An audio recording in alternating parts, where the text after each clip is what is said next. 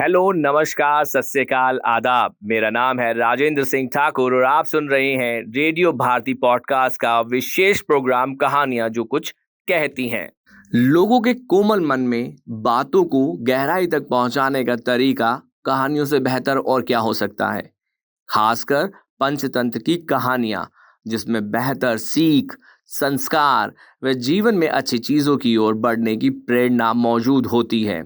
5 भागों में बटी पंचतंत्र की कहानियां ही हैं जो दोस्ती की अहमियत, व्यावहारिकता व नेतृत्व जैसी अहम बातों को सरल और आसान शब्दों में लोगों तक पहुंचाकर उन पर गहरी छाप छोड़ जाती हैं।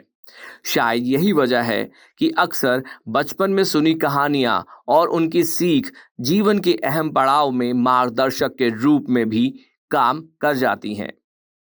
बैर, दोस्ती, दुश्मनी, दोस्तों के होने का लाभ, कर्म न करने से होने वाली हानि, हड़बड़ी में कदम उठाने से होने वाले नुकसान जैसी कई पंचतंत्र की कहानियां आप तक इस प्लेटफॉर्म के जरिए हम ला रहे हैं। हम इन कहानियों के माध्यम से बच्चों को खुशी देने और उनका मन बहलाने के साथ ही उनके अंदर नैतिकता व सदाचार के भाव को पहुंचाने का प्रयास कर रहे हैं। तो देर किस बात की है, तो हम शुरू करते हैं ये शिक्षाप्रद कहानियां।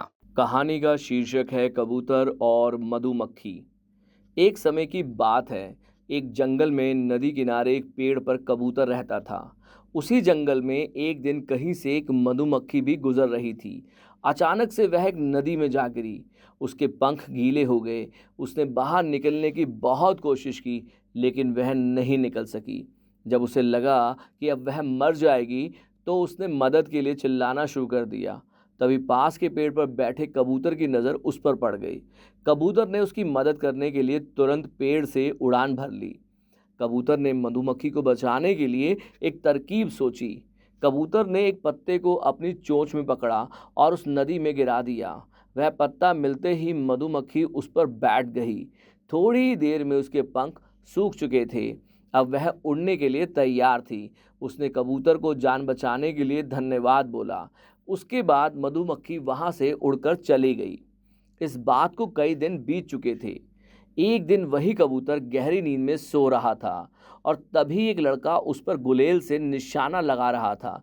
कबूतर गहरी नींद में था, इसलिए वह इस बात से अनजान था, लेकिन उसी समय वहां से एक मधुमक्खी गुजर रही थी जिसकी नज़र उस लड़के पर पड़ गई। यह वही मधुमक्खी थी जिसकी कबूतर ने जान बचाई थी।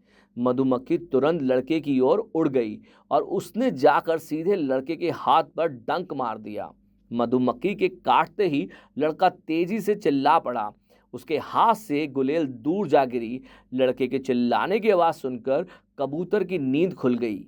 वह मधुमक्खी के कारण सुरक्षित बच गया था। कबूतर सारा माजरा समझ गया था। उसने मधुमक्खी को जान बचाने के लिए धन्यवाद बोला और दोनों जंगल की ओर उड़ गए। कहानी से सीख। इस कहानी से हमें यह सीख मिलती है कि हमें मुसीबत में फंसे व्यक्ति की मदद ज़रूर करनी चाहिए। इससे हमें भविष्य में इसके अच्छे परिणाम ज़रूर मिलते हैं। आप सुन रहे थे रेडियो भारती का पॉडकास्ट पंचतंत्र की कहानियां। अगर आपको हमारे पॉडकास्ट का ये एपिसोड पसंद आया है तो पॉडकास्ट पेज पर दिए गए फॉलो बटन को जरूर दबाएं ताकि ऐसे ही और एपिसोड आप मिस ना करें। पसंद आने पर अपने दोस्तों और जानने वालों से ये सीरीज शेयर करना ना भूलें। अपने सुझाव यानी सजेशन के लिए आप हमें सर्च कीजिए सोशल मीडिया पर रेडियो भारती के नाम से। तब तक के लिए धन्यवाद।